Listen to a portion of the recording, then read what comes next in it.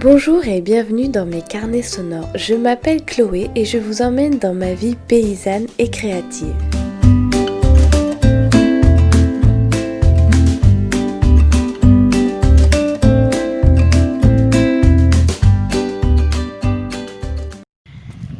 Bon, on est en train de ramasser les patates. Donc c'est la fin des rangs des patates nouvelles. Et on a passé l'arracheuse, Hugo a passé l'arracheuse une première fois. Et en fait, comme il y a pas mal de liserons, ça marche pas forcément à 100%. Donc là, il repasse le cultibute. Et moi, je ramasse les petites patates derrière.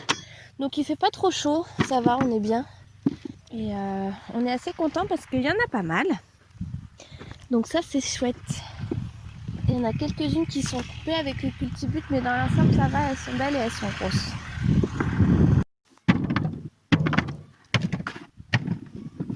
Je fais un peu de tri. Celles qui ont été coupées, je les mets dans une caisse à part et puis je les fais cuire. Je fais une grosse casserole que je fais cuire pour les poules. Elles adorent ça. Donc en ce moment, au menu des poules, c'est le grain, le métail qu'on a récolté. Patates cuites, salade.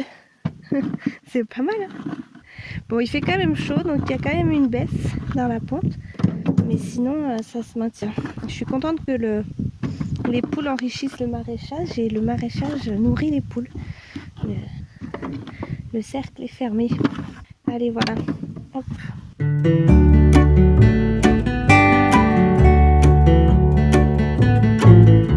C'est le 3e jour de mon mois d'août sans smartphone.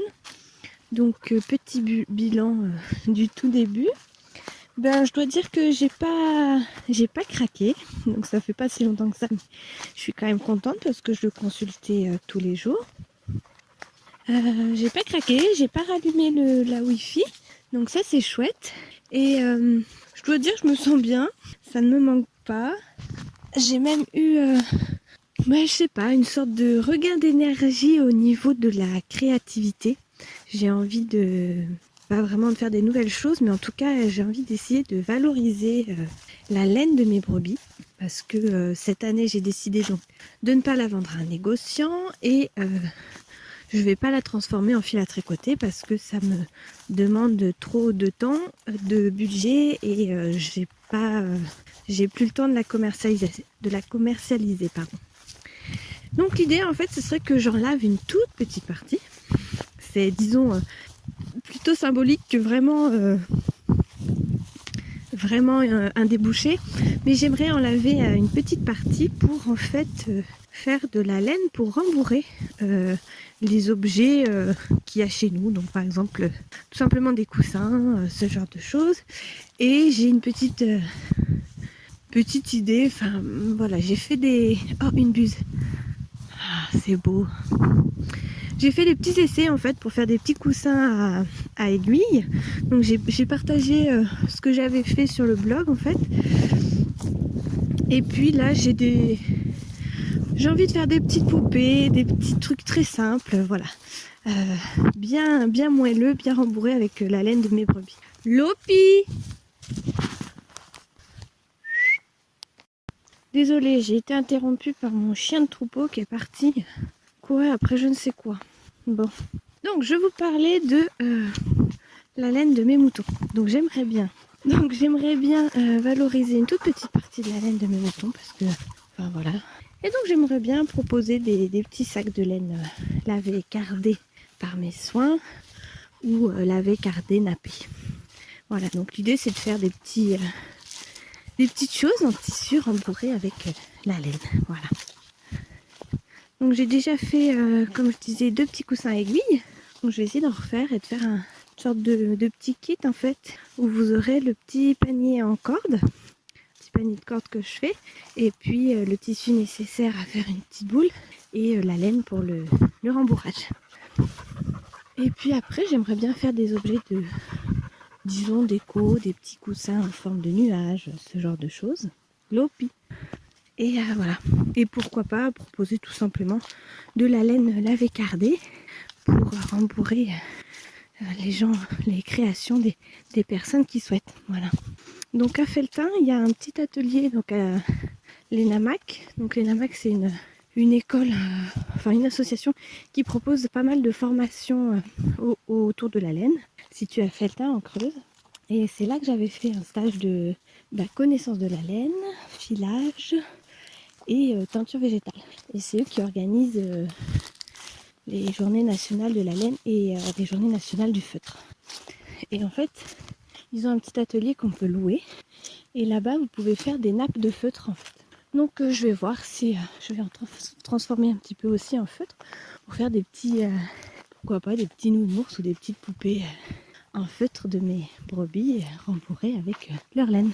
Donc voilà, à suivre, c'est les idées qui germent en ce moment. Et à ce 3e jour de mois sans smartphone, j'ai repris mon journal en fait. Et donc j'aime bien écrire dedans ce que je fais, ce que je pense et mes idées. Je fais pas mal de croquis et donc il y a ça. Il y a ça qui est en cours quoi. Donc à voir. J'essaierai donc j'ai déjà partagé un article comme je vous ai dit et puis j'essaierai de mettre d'autres choses sur le blog pour vous tenir au courant.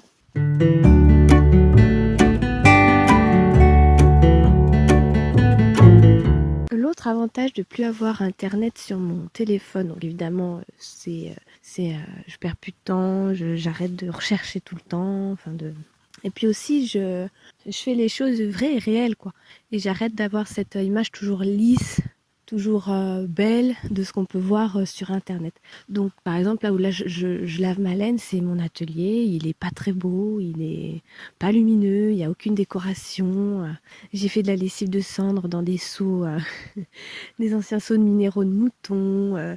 Voilà, c'est aussi ça que je retrouve, c'est se salir les mains, ne pas faire attention aux apparences et juste être dans le processus, faire les choses pour le processus et pas pour paraître. Voilà. Donc ça c'est sympa aussi et ça libère. Donc ma laine, je l'ai lavée dans une brouette toute moche. C'est vraiment faire avec ce qu'on a, se débrouiller et s'occuper de la matière, voir le changement dans la matière et faire les choses. Parce que la vie c'est ça aussi, la vie c'est pas toujours rangé, la vie c'est pas toujours propre, la vie c'est pas toujours comme on veut. Et pourtant il faut bien faire et il faut bien continuer.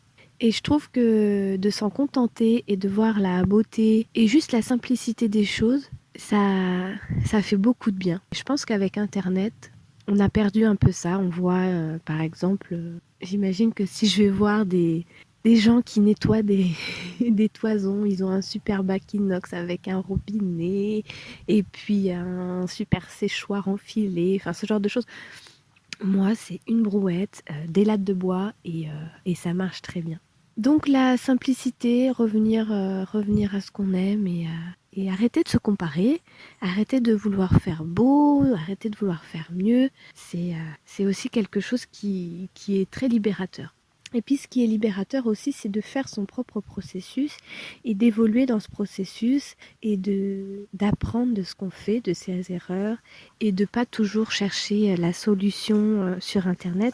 Et surtout, il n'y a pas de... Pour rien, il n'y a aucune solution miracle, pour rien, il n'y a pas de secret. Pour faire du savon, il n'y a pas de secret. Pour laver une toison, il n'y a pas de secret. Faites-le et vous arrêtez pas à ce que vous avez, ce que vous n'avez pas, ce que vous savez ou ce que vous savez pas. Il faut se lancer, il faut faire, et puis si ça vous plaît, c'est déjà ça qui est important. Et puis si vous touchez d'autres personnes, si ça plaît à d'autres personnes, tant mieux. Mais surtout, faites-vous plaisir. Je pense que l'authenticité vient de là, et je crois que c'est ce que j'aime chez les autres, c'est ce que je reconnais chez les autres, et c'est ce qui me fait aimer leur histoire et leur création.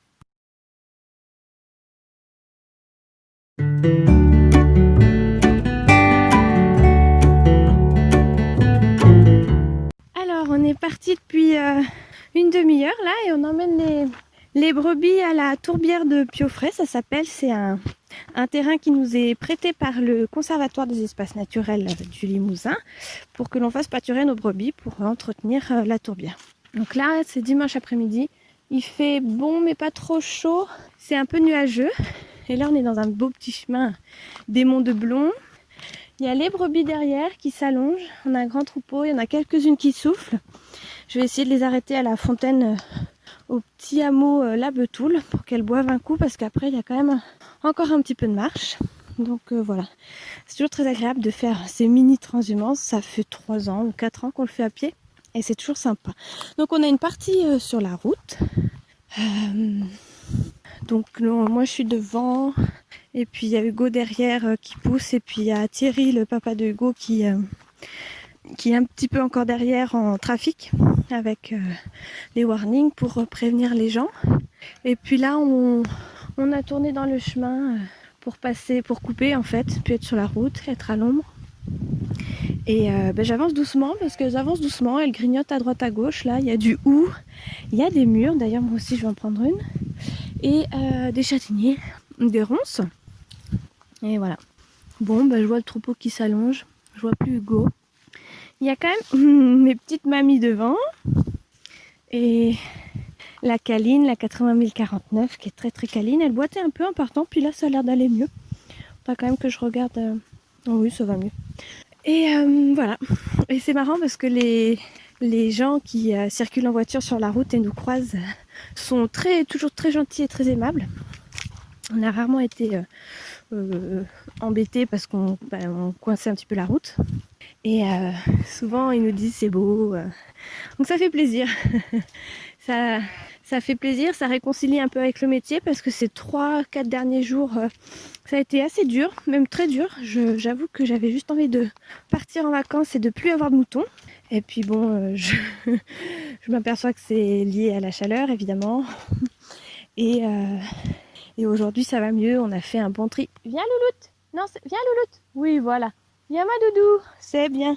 Viens doudou. Viens ma choupette. Allez, viens Louloute. C'est bien les filles. Viens Louloute. Oui. Ah, c'est bien ma choupette. Super. Super les filles. Ah, c'est parfois un petit peu de la patience, de la diplomatie et de la course aux intersections et aux entrées de champs. Mais bon, là, ça suit comme il faut, tranquillou. Donc ça partit. Oui, donc je disais que ça avait été assez difficile ces derniers jours. Je me demandais un petit peu pourquoi je faisais ça, étant donné que la rentabilité est assez médiocre. Et le temps de travail très important, hein, c'est l'élevage, c'est quand même tous les jours. Mais bon, là en les voyant dans le chemin marcher vers une nouvelle pâture, je suis quand même heureuse de faire ce que je fais. Et puis je me rends compte que je serais pas bonne pour d'autres choses. Ça fait 10 ans maintenant que je suis dans l'élevage. Je dis pas que je sais faire que ça, mais en tout cas c'est ce qui a le plus de sens quand même dans ma vie. Donc voilà, oh là là là là. Alors là, désolée mais il y a des grosses murs. Venez les filles. Je sais pas si vous avez commencé vos confitures de mûres, mais nous on a déjà fait quelques pots. Et c'est trop bon. C'est bien, viens ma louloute. Oh là, il y a de la poussière là. Donc voilà. Et là on arrive sur une coupe de bois. Et donc ils ont coupé tout un flanc de la colline jusqu'au rocher de l'amour. Donc c'est un joli rocher qui était dans la forêt quoi. Et bon maintenant il est plus dans la forêt. Et il y a une petite source en bas qui coule en fait à Rousset, juste le village, le hameau après notre ferme. Et depuis qu'ils avaient coupé ça coulait plus. Donc ça a des incidences sur la faune, la flore évidemment, les chemins et puis aussi sur le réseau hydrique quoi. Donc on se rend pas compte mais ça a quand même des impacts sur beaucoup de choses. Ah, il y a ma mérette, qu'est-ce qu'elle est belle. Elle est ronde comme tout, on dirait qu'elle a pas agnolé. Et donc j'ai sevré il y a quelques jours et elle a encore une belle mamelle. Donc ce matin en faisant le tri de celles qui allaient à pied frais et de celles qui n'y allaient pas, j'ai trait en fait celles qui avaient quitté leur agneau en fait, mais j'ai pas gardé le lait vu que c'est du lait qui est resté dans la mamelle 3 jours. Donc voilà. Ah, il y a la pancarte Rocher de l'amour.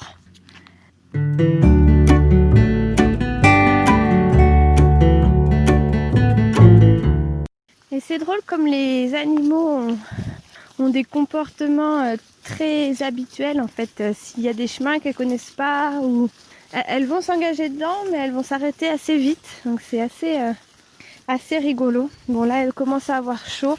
Donc on est retourné encore dans un chemin pour être à l'ombre et pas sur la route qui fait blanc cieux. Bon, moi je suis arrivée derrière, j'étais devant et maintenant je suis derrière. On a essayé de les faire boire au lavoir. Il y en a quelques-unes qui ont bu, 2 qui se sont jetées à l'eau, je pense pas de manière intentionnelle.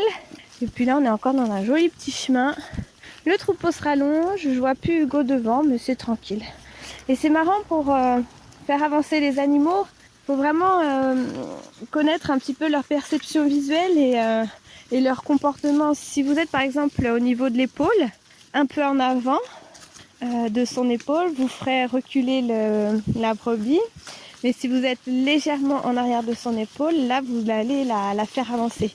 Alors comme les bovins et tous les animaux, ils ont des angles morts où ils ne vous voient pas, donc c'est toujours important de parler et de rester calme. Ça c'est primordial avec les animaux.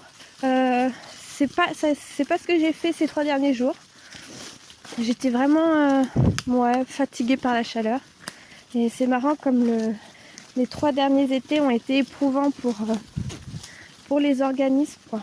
Donc ça me fait un petit peu réfléchir sur la question du changement climatique, de l'impact qu'on peut avoir sur ce changement et des efforts qu'il faudrait faire pour être encore moins polluant, disons, sur cette terre, quoi. Donc c'est pas facile de réfléchir à ces questions parce que ça peut vous amener un petit peu dans des sentiments un peu de... Enfin, pour ma part, tristesse. C'est vrai que je me dis, qu'est-ce qu'on va faire dans 10 ans?